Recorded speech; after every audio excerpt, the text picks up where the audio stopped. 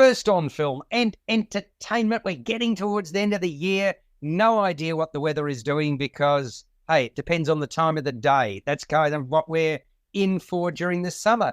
Every summer. This is Melbourne. People in other states have no idea what they're missing out on. Do they, Greg King?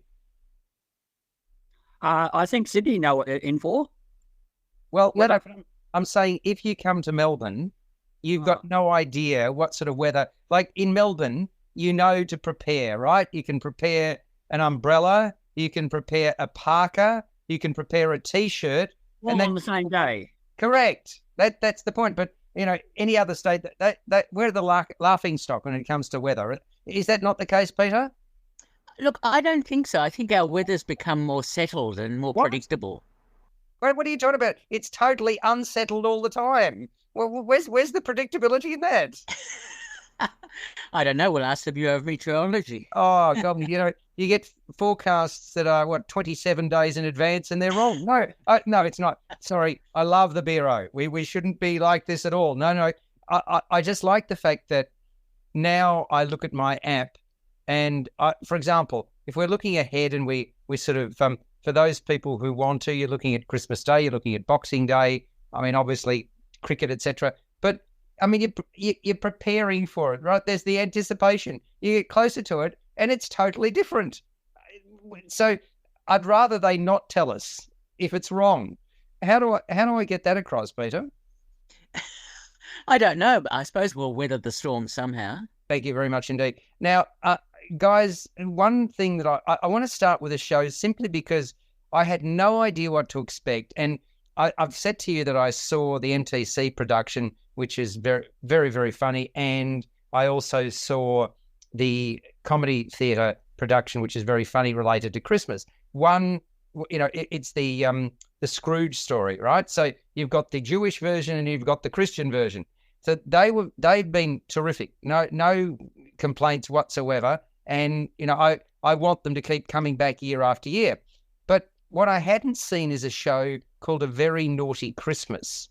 And apparently it's been playing in Queensland for 7 years. And this is the first time we've had it down here. Apparently it's playing in Queensland on both the Gold Coast and also in Brisbane. And there's also now a show in Melbourne.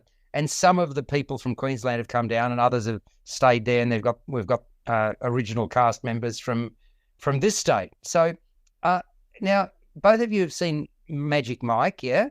The movie? Yeah. Okay. Now, I've got to say, I was sitting in the theatre at Alex Theatre in St Kilda and sort of the opening, and you've got a nice Christmas carol behind curtains and you're thinking, okay, well, that's fair enough. Now, it's titled A Very Naughty Christmas. I've not read anything about it. And the next thing you know, I have no idea whether I'm watching Magic Mike or whether I'm watching Santa. That's the sort of show this is, Peter. So, I mean, you know, that's all right. And I've got to say, it's got an R rating. All right. So not too many shows I go to have an R rating. Not too many movies have an R rating. Now, I suppose that you could say that honestly, there are times you can't tell the difference between Magic Mike or Santa in what is a sexually promiscuous, irreverent Christmas review with no shortage of fun. Now, have I titillated your taste buds, Peter, or not? Did Santa slide down the pole? Yes, there is a pole. Very well picked up. Now, there is a barber's pole. And so it's a 2-tiered set. And on the top tier, you've got a 3-piece orchestra. And then you've got sets of stairs at either side, and you've got a barber's pole. So, you know, that's the setup. Now, so it upends absolutely everything you thought you knew about the festive season and keeps the laughs coming. Now, that's what Christmas should be about, right? Family and fun. And I mean, look, you've got to have a really strong sense of humor here, because if not, you're going to be offended, right? So those people who are listening to us who happen to be, very fervently religious Christians are going to run 1,000 kilometers in the opposite direction, I dare say. It depends on their sensitivities. I shouldn't be that judgmental, but you've got the that Christmas carol, then that gives way to smut and innuendo. And I got to say that it was a full congregation, I was about to say, a full set of patrons on opening night, and boy, did they lap it up. The laughs were thick and fast. So you got song and dance, you got striptease, you've got a retelling of the first Christmas with audience participation, and then you've got St. Nick's politically watered down address. And that was my fancy. That was really my favourite. You know, this political correctness that's going on and everything is sort of woke. Well, basically what they want to do, Santa sort of puts out a plea to all the boys and girls and whatever, and he runs through this with, if you like, a minder, and every time he opens his mouth, the minder says, no, you can't say that. And it is hilarious. So it starts with ho, ho, ho. But you can imagine you can't say that anymore, Greg, right? I know, you still can. No, you can't. What does ho mean, Peter? Something a bit sexual. Well, yeah, I mean, women who are loose, shall we say, right? So you can't say that. You can't start an address anymore. Right? That's you get my sensitivity. And then Christmas, you can't say that because that isn't inclusive enough. You can't say boys and girls anymore, though, Greg, can you? Because there are only two genders and there's more than two genders. You get me? So it does go down a treat. And, you know, it's just to watch this unfold because there's a lot of truth in all of this. I hate to say. You've got to be so careful about giving an address not to offend anybody. And it means that, I mean, anything you write, you know, when you're writing a review, Greg, I suppose a lot of this doesn't really apply to you, but a lot of the shows I go to with my written reviews, I've got to be so careful that I appropriate the correct pronoun to the person. And if they're in the program, that makes it a lot easier. If it's not in the program, I've also got into trouble when it's not been in the program. How am I supposed to know, Greg? I know. No, that doesn't help me, Greg. Come on, get with the program. Peter, what would you suggest? I suggest you go with your gut instinct and don't worry about what anyone else says or thinks. Ooh. No. Oh, no. Yeah, I've copped flack for that in the past. And, yeah, no, you can't get away with that anymore. So, anyway, I'll continue to struggle with pronouns. So, look, I've got to say that the cast even manages to find room for a tap dance routine. So, look, bloody marvellous, all of this, I say. Really, really good. It's it's a joyful show. But, of course, as I said, if you're easily offended, don't go because they swear like troopers. They're not backward in coming forward.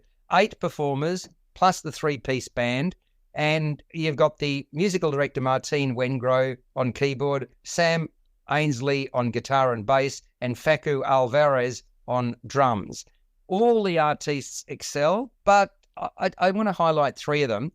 Having seen Tim Page fill the big man's shoes, I'll never look at Santa the same way again. Apart from his potty mouth, let's just say he doesn't mind bearing more than a little skin. And I was left to ponder whether that was actually a fur coat covering his chest. I'll leave that in the ether.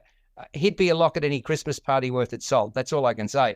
Shay Debney is his most endearing offsider, and he's an eager-to-please elf to whom the audience immediately warms, and his affectations are priceless. And then you've got Jordan Twigg. She vocally is sensational. I've seen her before, and she's a commanding presence, has the most mellifluous voice. And others on the stage, Rebecca Roll, Joe Kalu, Kate Yaxley, Madeline Pratt, and Joshua Spinello. So that's the 8 cast members. And overall, many of the tuneful songs with sexually forward lyrics are absolute rippers. And the show is the brainchild of the creators Alex Woodward and Dan Vance. And Vance also wrote, choreographed and directs The Offering alongside co-writer and director Alistair Smith. Skit writers Emily Christopher, Stephen Hurst and Matt Semple. Collectively, they really do know how to tap into crowd sensibilities. They turn the tables on woke and how. The pacing of A Very Naughty Christmas is spot on, never a dull moment. One routine simply rolls into the next. And I must say that Santa's attempt at going PC is the thing that really hits the mark for me. So, that's the Jolly Fat Man. Bawdy costuming by Isaac Loomis, including lace underwear, shimmery suits, no shortage of flesh-revealing numbers in green, red, gold and white. sex toys, large playing cards to cover the privates prove to be quite useful props here, Peter. Are you getting in on the Christmas action here? Oh, sorry, I'm still imagining Santa sliding down the pole. Thank you very much. 80 minutes of hilarity and vice. It's, I'd describe this, Greg, as a box of licorice all sorts. Do you like licorice? No. You're not into licorice? No. Who's not into licorice? Well, everything's left on the stage. The title of it, A Very Naughty Christmas, speaks volumes. It is very naughty, but nice. Loved it. Absolutely loved it. And again, I make the point, suitable for adults only, playing at a theatre that bears my name. Do I get royalties? Do I? No. Anyway, it's called the Alex Theatre. It's in St Kilda. It's playing till the 23rd of December, and it is heaps and heaps of fun. I just, if you've got the right, it puts you in the right frame of mind. It's a great, if you're wanting to have a bit of a breakup at work, this would be an absolute ripper of a night out. It's that sort of, it is that sort of show. So anyway, there's lots of Christmas shows that have been doing the rounds. Christmas Under the Big Top is still on for those people who want to go to Burnley Oval and catch that one. And you've got a Christmas Carol and a very Jewish Christmas Carol. So, they mind you, they are going to be finishing very, very soon. I'm just, anyway, a Christmas Carol, no. Christmas Carol's going till the 7th of January. So that's well worth catching if you haven't caught it at the Comedy Theatre. And the other one is the Melbourne Theatre, a very Jewish Christmas Carol. And I'm just looking up the date that finishes, because I think it is, it's in fact, it finished yesterday. So there we go. Hopefully next year that comes back. Let's turn to some movies. And the big one of the week, and you're on J-Air, by the way, 88 FM, intelligent, interesting, entertaining, engaging programming, good music, 24/7. And if you want to become a member, you just need to go to j-air.com.au and pay $54 and you can become a member. It's as easy as that. Let's talk about Wonka, boys. Now, okay, for those people who go back to Gene Wilder as Willy Wonka, I found it hard to believe that was 52 years ago. So you were but a lad at that stage, Greg. Yeah? Was I? I was probably, didn't even see the original, I think, until it came on TV.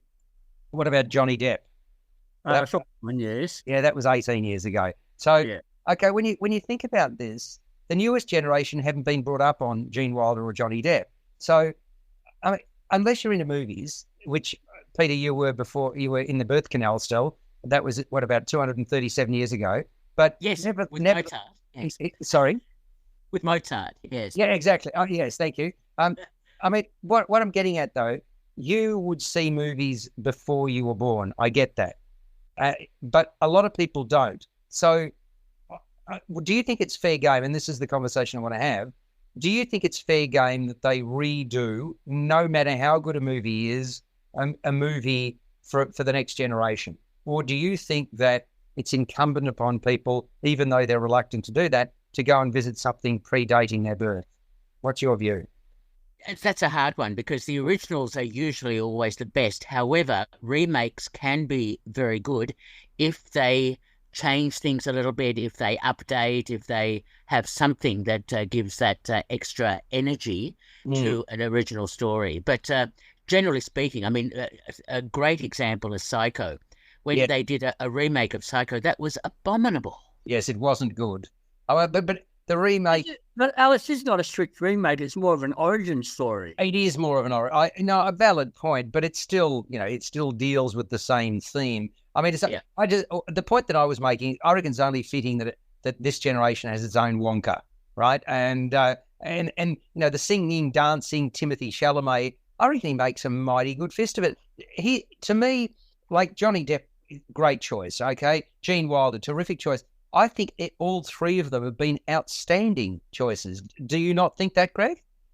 Yeah, and they'd be a different take on the character here. And I think Timothy Chalamet here brings a much more of an innocent, naive approach to the character. I think that's great. I think that's great because it's got a PG rating, but it's a pretty wholesome representation. And I liked it because it was like that. And I think he's a really good actor. What was the gay-themed film that... Call Me By Your Name. Which was just fabulous and really thrust him into the public eye. And I've got to say, there are certain actors that you look forward to seeing in roles because you know they're going to do a good job. I think he's one of them. I think he's really cemented his place. How old is he?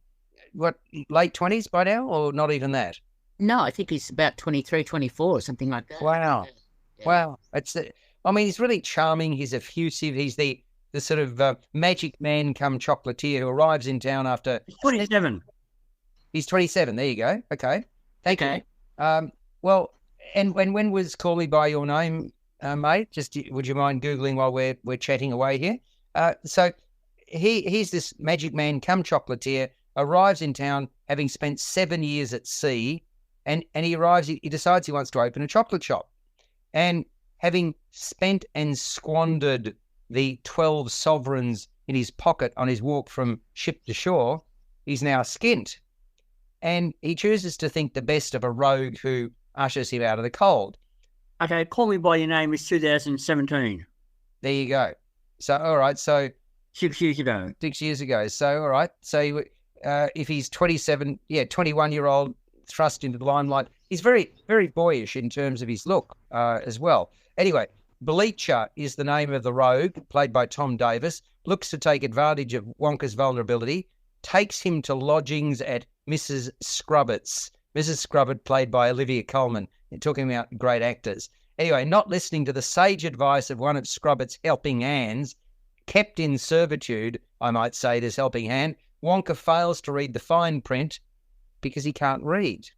And as a result, he signs up for what he's told is a sovereign a night, which he believes he can easily cover, only to be hoodwinked big time. And in a matter of hours, his bill rises to 10,000 sovereigns, and he joins several others trapped in Scrubbett's web.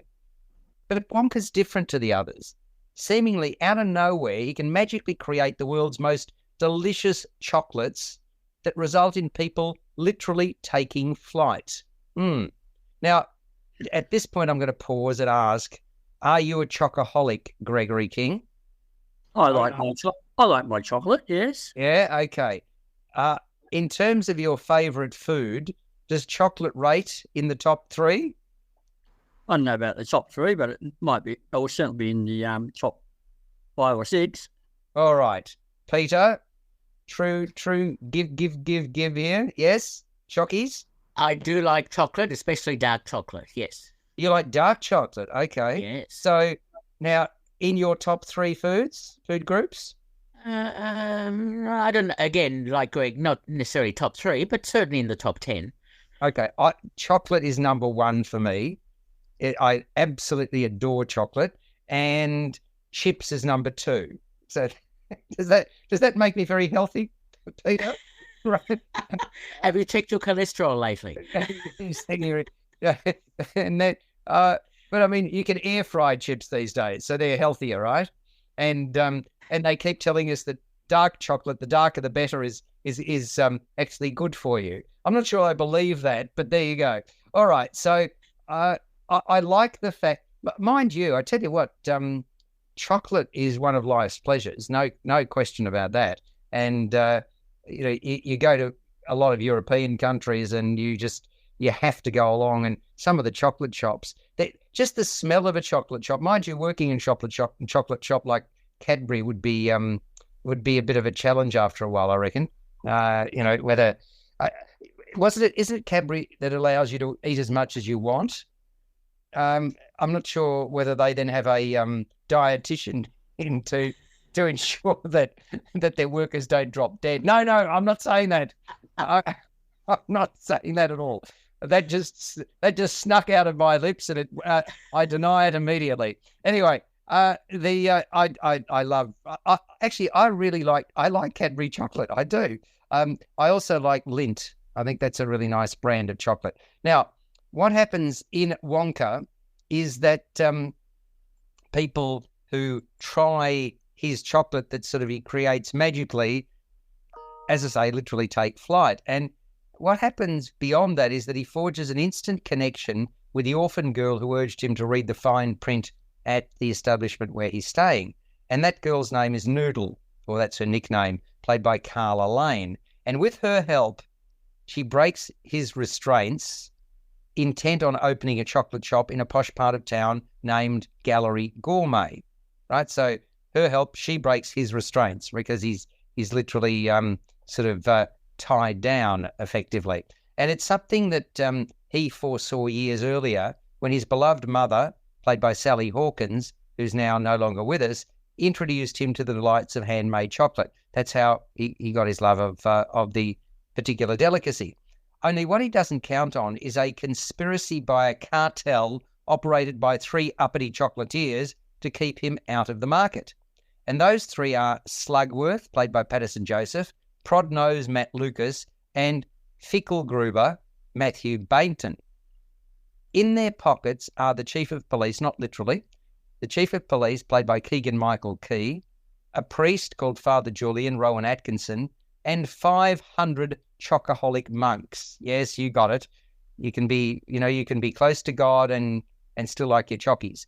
But Wonka's nothing if not persistent, and of course he possesses this indomitable spirit. And one can't overlook his encounter with the diminutive orange Oompa Loompa with green hair, played by Hugh Grant. Who better to play the Oompa Loompa? And this Oompa Loompa has been stalking him. And the Oompa Loompa maintains that Wonka is beholden to him. And now, okay, so this is Wonka infused with some strong musical numbers which help carry the narrative.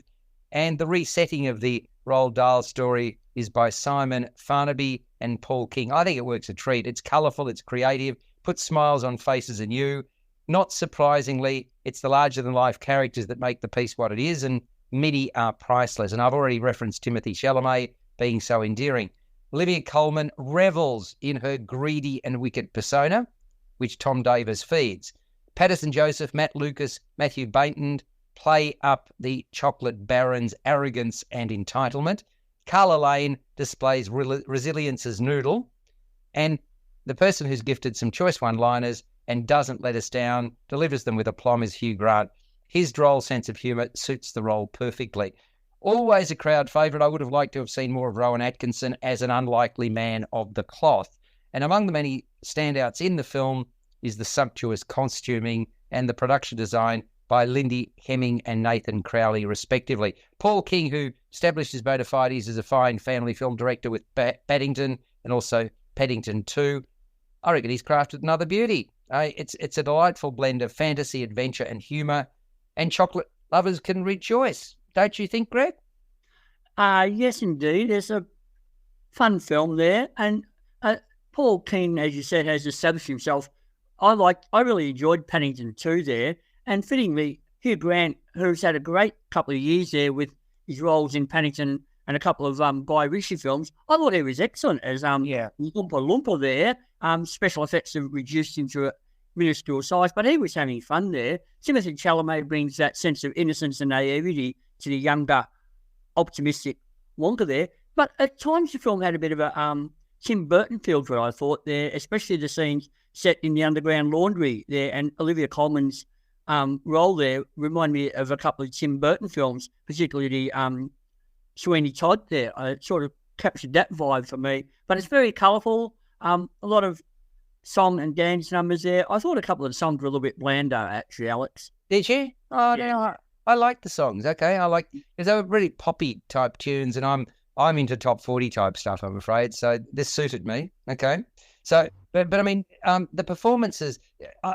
Did you also really, like me? I really enjoyed the role that Mrs. Scrobbett's role. I thought Olivia Colman. I thought he was really great as a villain there.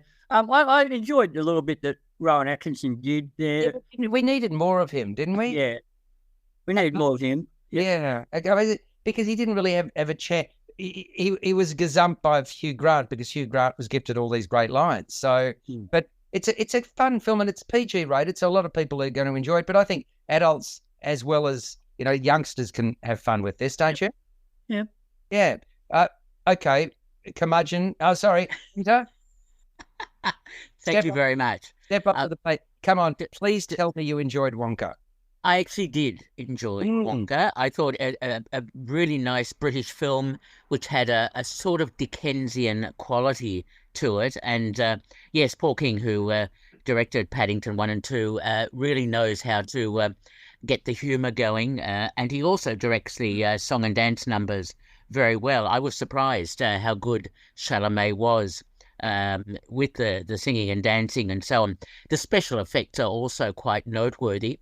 And really well produced. And yes, a great cast. It was nice to see John Carter, who was in The Crown and other sort of British films also. Is that Magna's brother? Thank you. King John will be proud. Yes. All right. Not a gag joke there, Alex. Thank you. Thank you very much. Greg, you're slipping, my friend. You haven't slipped too many in. So, I just thought I'd lift the tone. There you go. Keep going, Peter. We'll lower the Yes. tone. Lower the tone. Yeah, exactly. Okay. Keep going, Peter. Yes, thank you. Okay. I actually like the new musical numbers as well as the rendition near the end of Pure Imagination, which has featured in the first Willy Wonka film. So, look, there are some really nice elements to the film. There are some potential darker moments, which the film, of course, defeats and goes very strongly positive. And I can see a possible sequel in the wind to look at Wonka's journey from establishing himself to going to the next stage and what happens when he became what would a recluse. you call the sequel? I don't. It will be very. It's a hard one. I'll call it wonky. Wonky. Wonky Goes wonky. Wonky.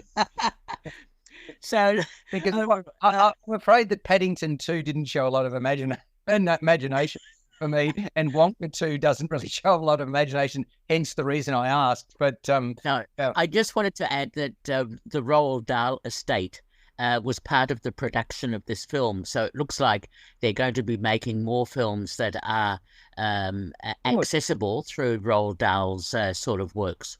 Well, I like the fact that this is a film. Oh, by the way, I've got to compliment Universal because they put on a terrific spread at one of my favourite theatre, probably my favourite cinema, apart from IMAX, which is my favourite place to see a movie. But the Rivoli is just a wonderful, wonderful Art Deco cinema. And since they've basically improved it, tarted it up, bad use of a word, but a few years ago, I love going there. And they put on that. I don't know. Have you tried it? They put on chocolate toothpaste. Have you yet tried that, Peter? No, I'm too afraid to walk around with brown teeth.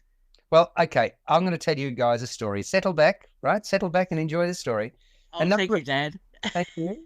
Once upon a time, there was a little fella, me, barely able to sort of reach above the kitchen table, and he trotted himself off to India. And there were lots of people in India, and he went to a very, very nice hotel, and you get shampoo and you get all sorts of other goodies that you take away at the end of your stay. Not the kitchen sink, but the slippers and the comb and stuff like that.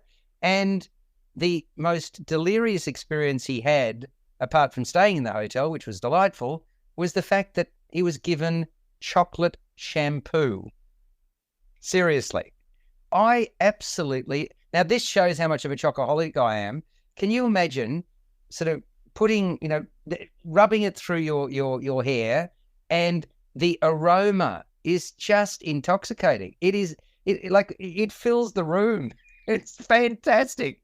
And I was so disappointed when I ran out of it when I got back to Australia. I actually, after seeing Wonka, a true story, I Googled chocolate shampoo and I'm going to buy some more. So there you go. It really satisfied my taste buds as well. Have you ever heard of chocolate shampoo prior to this conversation, Greg? No, I haven't. And thank you for awakening me to that, Alex, there. Why not? And Peter, with all being hirsute, chocolate shampoo may do it for you, right? I can just imagine the top deck hair. Top deck hair, exactly. So there you go. It's not cheap, I might say. I don't know why, but I could do vanilla. I like do you like the smell of vanilla, Peter? My goodness, what are you putting through your hair? This is getting out of hand. No. This is a hair-raising exploration, Alex. Yes. Hey, listen. Excuse me. Because I'm getting my skull cap up top. What do you mean getting? I've got. I asked my darling wife. I said, look, can I just go? Can I go the full bottle and just sort of shine the dome? And she said, absolutely no way. If you dare do that, the marriage is over. Well, I reckon some people do bald well, and I haven't tried it. I mean, as a youngster, I had a massive afro. It was like, imagine putting your finger into a socket, right? It was like that. I had a massive socket of hair. But as the years have passed, I thought it was time to try something different, but she doesn't want me to. Nothing wrong with bald men, is there? Hey? Okay. I'm speechless. Yeah, I know. This has really gone off the rails. It's lovely, a little bit of distraction here and there. All right, so let us now get back to rating for Wonka. PG rated, and it runs for all of 116 minutes. Score out of 10, Gregory King. Oh, look, I'll give it 7 out of 10. Okay. And Mr. Curmudgeon? I give it the same mark as Greg, 7 out of 10. Well, that's sort of better than average, but I reckon it's worth more. I reckon you guys are you're giving it a hard time. 8 out of 10 for mine for Wonka. Yes, why not? Go along and see it. I think you're going to have a lot of fun. Now, we didn't speak about Master Gardener, which opened the previous week, and I have caught up with it, and I'm really pleased that I did. I enjoyed this movie. I really did. Now, well, okay. Enjoy is not really the word for this one, Alex. It's a bit dark and bleak at times. Yeah, okay. Sorry, I appreciated it. You're quite right. Thank you for the correction. And I get the whack. Look, it's M-rated. It's 111 minutes.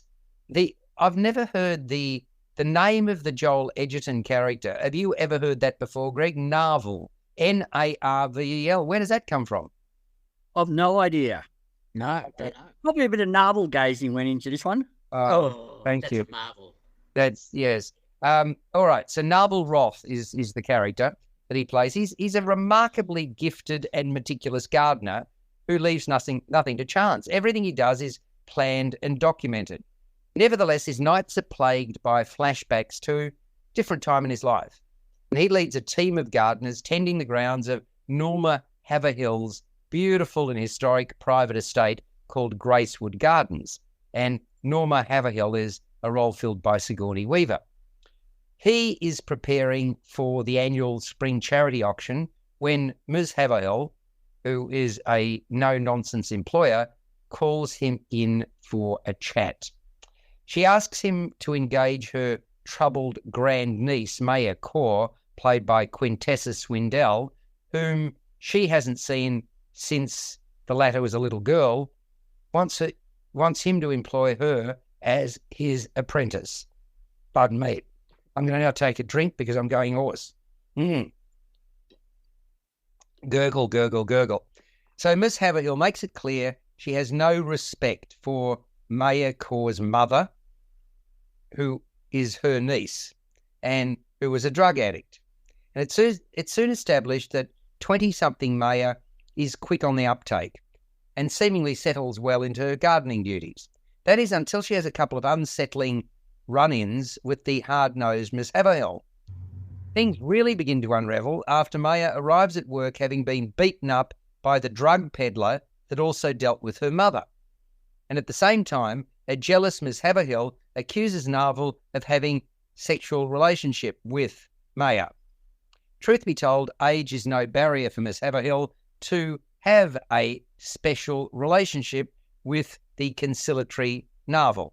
Now, there's much on the line here, as Narvel's intent on breaking Maya's drug cycle, while his nefarious past threatens to prevent that from happening.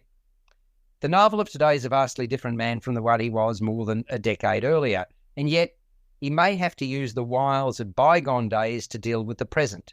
It's been written and directed by Paul Schrader, who was responsible for The Card Counter. It's a measured, dramatic thriller.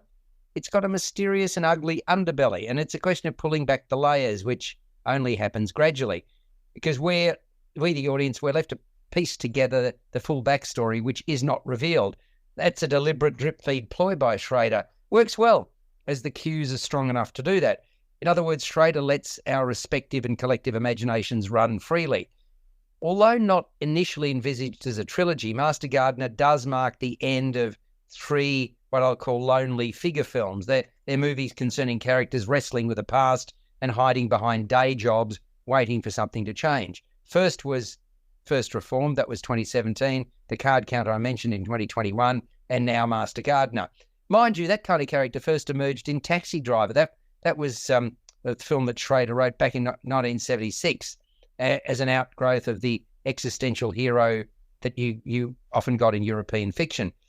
Narvel, like so many Schrader leading men, is a loner, and he sports a largely poker face, as that Edgerton is sort of sporting this largely poker face, still manages to channel a range of traits for Narvel, including restraint, determination, and menace, as this Master Gardener.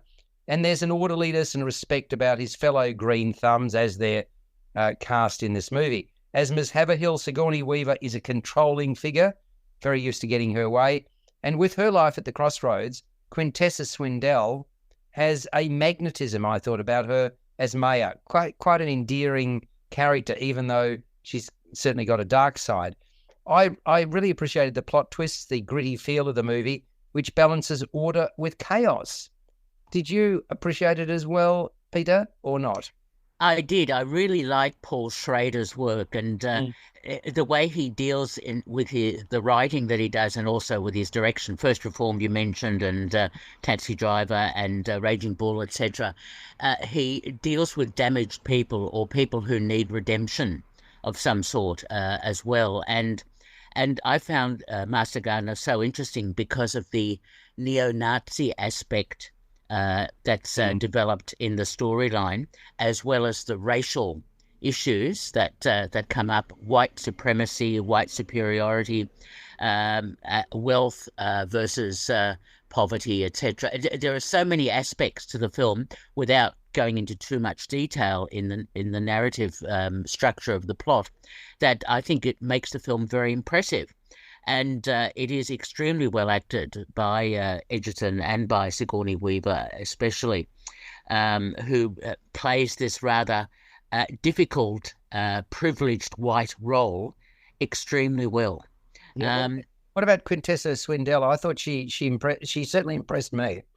She's good. She needs to develop more in terms of other films, etc. And she's used more as a device, if you like, in the story to pivot between Edgerton and Weaver's characters. Nevertheless, this is a very strong film.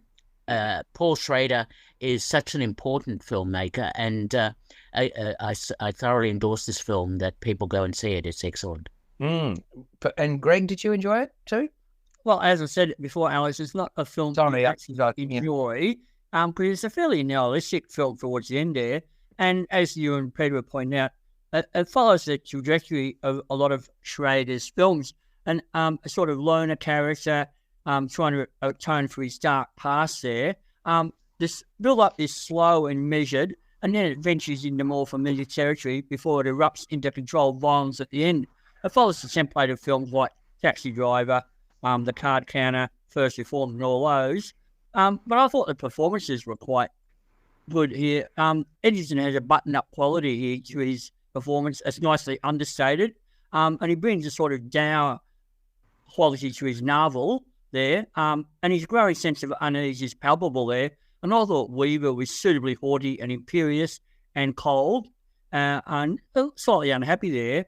I didn't think there was a real spark of chemistry, though, between Edgerton and Swindell. And I found their romance a little bit unlikely. That's interesting. I did. I thought, again, I think I must have thought much more of Quintessa Swindell than both of you. That's what I like. I thought it was nicely shot by regular cinematographer Alexander Dinan, a little bit dark and bleak at times there. And I thought the production design was actually quite good there, bringing a sense of rotting grandeur to those gardens and the Haverhill estate there. And I thought the garden itself became a potent, if somewhat heavy-handed metaphor for the themes of regeneration, growth, and change that Australia is exploring here. Agreed. Yeah. So, I mean, okay, overall then, Greg, what would you give it out of 10? It's Master Gardener, 111 minutes, M rated. 6.5 to 7. Okay, Peter, you'll go higher than that, won't you? Absolutely. I give it 8 out of 10. And I give it 7.5. So, okay, it's a film that we would certainly recommend. Now, a movie, this was an interesting experience. I went to, where did I go to? The Dendy to see this one. I'd missed it when it, I think there was a screener that we were given and I didn't see it. One True Loves. Were we given a screener, boys? Or where did you see it, Peter? Yeah, I think I did have a screener for that. Yeah, okay. So PG rated 100 minutes. So this was the experience. So I get into the cinema. It's a very narrow cinema, the one that I think was number 5. And there was a gentleman there and I was the only other patron the night that I saw it. And halfway through, the gentleman walks out and doesn't come back. So, interesting. Anyway, PG rated 100 minutes, One True Loves. Think old-fashioned, free-to-air midday movie, right? Or a Mills and Boon romance novel. And your head's in the right space to contemplate One True Loves. Since school days, Sam has been into Emma. But Emma always had the hots for the school swimming champion, Jessie. And as it turned out, Jessie swept Emma off her feet. They fell deeply in love. They travelled the world together. They got married. She, in fact, as a travel writer. And there's your happily ever after. Well, not quite. Work sees Jessie, played by Luke Bracey, head off to Alaska on his own, promising to celebrate their wedding anniversary when he returns home. I think it was the first wedding anniversary, wasn't it, Peter? From recollection? But anyway, wedding anniversary. Instead, Emma, played by Philippa Sue, gets a dreadful phone call to say that Jessie's missing, presumed dead, after a helicopter crash in the Pacific Ocean. And Emma's totally lost, bereft of what to do next. So it is that her older sister Mari, played by Michaela Conlon, sweeps her up, brings her back to their picturesque small hometown in Massachusetts. And it's there that Mari and their parents operate a bookstore, something Emma never wanted to be a part of. But now things are different. The combination of the local environment, the familiarity of the bookshop, brings Emma a sense of solace. And then unexpectedly, Emma bumps into Sam. This is the guy who had the hots for her all those years ago, played by Simu Liu once more. And he's now the high school music teacher. A spark ignites, and in time the pair's engaged to be married. Thereafter, Emma receives a call that rocks everyone's socks. 4 years after he disappeared, Jessie has been found on a deserted island. Suddenly, Emma has to try to navigate what the future looks like loving 2 men, with those feelings reciprocated by each of them. Awkward. It's been written by Taylor Jenkins Reid and Alex Jenkins Reid, based on the former's book of the same name. Both writers have television backgrounds and it shows. In fact, the movie looks like it has been written for television. It's schmaltzy, features a bunch of good-looking, nice people, feels heavily manufactured or put on to solicit audience sympathy. And given those restraints, obtaining performances that had a ring of truth about them was always going to be a challenge. Mind you, I did like the moral quandary that was established and opened itself up to being explored further. So too the setting. The scenery is beautiful, which the cinematographer Greg Gardner has captured well. It's directed by Andy Fickman. It plays it safe and by the book, does it not, Peter? Ah, yes, One True Loves. This film has gone straight onto my list of one of the worst films of the year. I was cringing through it as I was watching it, and I must say, there's everything wrong about this film, I have to say. One is the title, which is grammatically idiotic. Secondly... But that's the whole idea. Hang on. They've done that deliberately to get people like you, get up your goat, and they've succeeded. Congratulations. I don't remember the goat in the film, but I must watch out for it again. Secondly, Luke Bracey, who's an Australian actor, is given a role that is just makes no sense whatsoever. 4 years on a deserted island. How could he have possibly survived? This is just ludicrous plotting. Wait a second. Okay. Hang on. I'm sure that we had a volleyball and there was survival in a very fine movie not so many years ago. Eh? Thank you. Can I keep going? No. Well, hang on. You said you don't know how he could survive. He's very industrious. He swims very well, and he's obviously captured fish. And maybe there's coconuts on island. And maybe Santa is Exactly sliding down the pole. Yes. What's wrong with Santa and the Easter Bunny, right? Right. You're very, very harsh, Peter. Yes, keep going. Thank you. I like my curmudgeon role. Yes. I also the whole plot premise makes no sense whatsoever. I mean, you have this music teacher who spends his time talking to his class about his relationship situation. Again, makes no sense. Well, wait a second. You got to idiotic. No, you got to put context around that. He is about to get married to the love of his life, who he's loved since he was at high school and she was at high school. The husband's come back, and now he doesn't know whether the husband has got prior rights, and therefore he's going to miss out. And so he spills his guts out to his students and to the fellow teachers. What's so difficult to you're being? Oh my golly! What? Very, very stupid, I have to say, and the whole plotting is stupid. Yeah, you imagine that happening, couldn't you? Good, yeah, of course. Hang on, you and Greg are both in a teaching environment. Could that ever happen in a school? No. You would not share that sort of you normally information. Would. I would agree that it's not. Of course not. Yeah.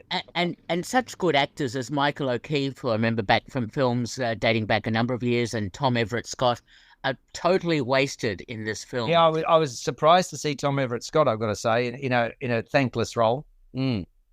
This is one of those awful Hallmark-style films, which obviously leads to a happy ending. Obviously, all of them have to be satisfactorily resolved.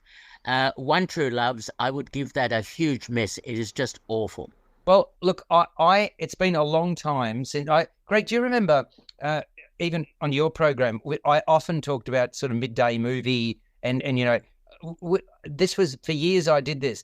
I haven't been doing it recently because there haven't been many that have come out that I felt that was in that sort of space.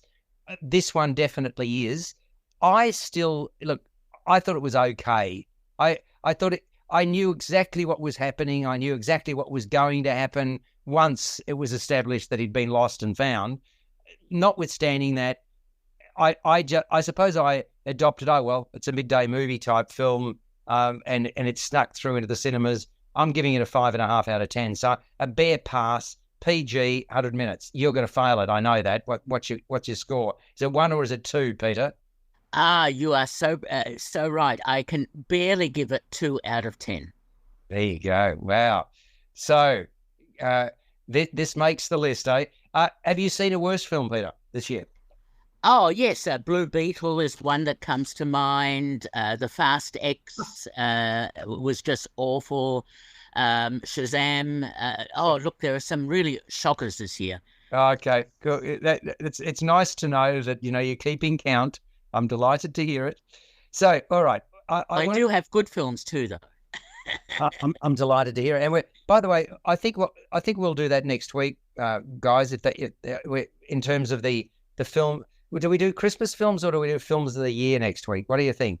Maybe we do Christmas films and then we do films of the year the following week. We'll talk about it after. Your people will talk to my people outside the confines of this program, and we'll work that through. Let's have a look at a movie which we talked about a few weeks ago, Greg, didn't we? When we were talking about the British Film Festival, but it's now going to come out on Boxing Day, and that's One Life, correct? We did talk about it a few weeks ago from recollection, and it's a movie that I really want people to see. I think it's a very good film. I think we saw it probably back in October, November, something like that. That's my recollection in terms. Yes, it was the media launch for the British Film Festival. Okay, good. Well, December 1938, Nicky Winton, mild-mannered British stockbroker, headed for a week in Prague. And increasingly, refugees have fled there to try to outrun the growing Nazi presence in Europe. And Winton wants to help in any way he can, but the situation he finds when he gets there really disturbs him. Children, many of them Jewish, are facing desperately poor conditions. They've got little or no shelter, they're malnourished, they're sick, and they are dying as the tide of anti-Semitism rises. Where others work within the system, Winton subverts it. He's intent on transporting as many children as he can via train to temporary homes in England before the borders are closed. But first he needs the legal authority to do that, as well as the financing, as well as the foster parents.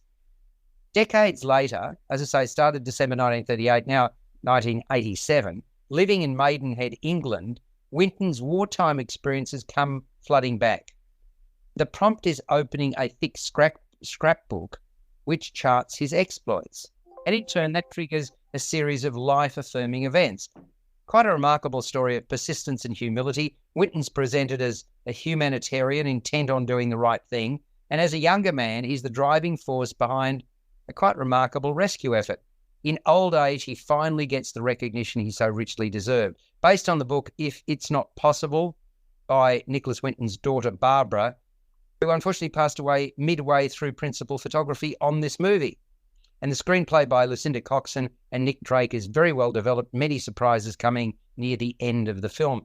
Presented as an emotional, heartfelt journey jumping between the onset of war and the late 1980s. Score by Volker Bertelmann really resonates. Direction from James Hawes, who cut his teeth helming TV series. His transition to the big screen seems to be seamless as far as I'm concerned. Thought Anthony Hopkins was compelling, measured, humble as a man initially told to clean up his clutter. Johnny Flynn plays Winton's younger self as respectful but shocked into taking action when others see the barriers as being too severe. Helena Bonham Carter, memorable as Winton's assertive mother Babette, who brought up a son with a strong streak of conscience. Lena Olin fills the role of Winton's loving Danish-born wife Gret with warmth and alacrity. And Romola Garai paints Doreen Warren at the head of the British Committee for Refugees in Czechoslovakia as an energetic and spirited leader. And Alex Sharp, good sort as Trevor Chadwick, boots on the ground, fellow Brit in Prague, never afraid of mucking in. Look, this film, One Life, gives voice to the truism one man can make a difference, and it reminded me of the excellent film Schindler's List. I also couldn't but help think about just how much this movie resonates in the fractured world in which we live today. It's a pivotal picture, and it's on general release on Boxing Day. What did you think of it, Peter? Oh, I really liked it. And by the way, it corrects that it was the opening night film of the British, not the media launch film. Excellent performance by Anthony Hopkins. There have been a few documentaries about Winton, but this film about the early days of the Kinder transport is really well developed and moving. And it was nice to see the television show that where all of this was revealed, that was hosted by Esther Ranson at the time, and actress who plays her does it very well. No, I really liked One Life very much. Worthwhile. Yeah, worthwhile. What do you think, Greg? Yeah, it's a great little film. It's tempting you call this film Winton's List, isn't it? Yeah. It is that. Yeah, a great story there. Anthony Hopkins is one of those actors who seems to get better with age, isn't he? Amazing, absolutely amazing. And you long to see him on the screen, Greg. I agree with you. Good assessment. Yeah. But yeah, no, I enjoyed it. It's a great story, as you said there, and I thought the production details and the period detail was also very well done. And the juxtaposition between time frames actually works very well. Even though we've sort of praised Anthony Hopkins, Johnny Flynn's got a substantial role in this, Greg, doesn't he? I mean, he does a good job. He does a good. Like there are times when he captures some of Anthony Hopkins' mannerisms, or was it the other way around? Yeah. Some of his mannerisms. And I will also love seeing Helena Bonham Carter. We don't see a lot of her, but she's a very stoic actor and somebody who you always recognise when she appears on screen. So, score out of 10, Greg? I'll give it 7.5. And Peter? I really liked it, 8 out of 10. Yeah, I agree with you, Peter. I gave it an 8 out of 10. PG rated 109 minutes. Boys, thank you very much for your contribution to First on Film and Entertainment today. We will do it all again next week, and be kind to one another as we get closer to the festive season. Don't toot your horn too badly in traffic, and be nice to the shopkeepers that are trying to look after us. Catch you then. See you later on First on Film and Entertainment.